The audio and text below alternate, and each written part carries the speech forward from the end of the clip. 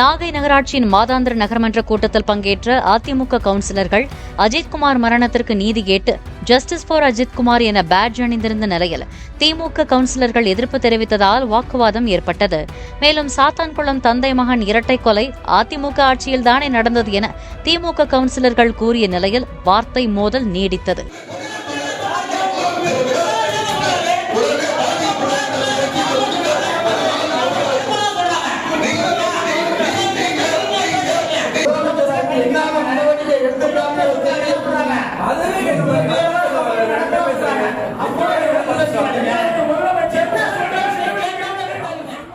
இதையடுத்து நகர்மன்ற தலைவர் மாரிமுத்து இருதரப்பையும் சமாதானப்படுத்தி அமர வைத்தார்.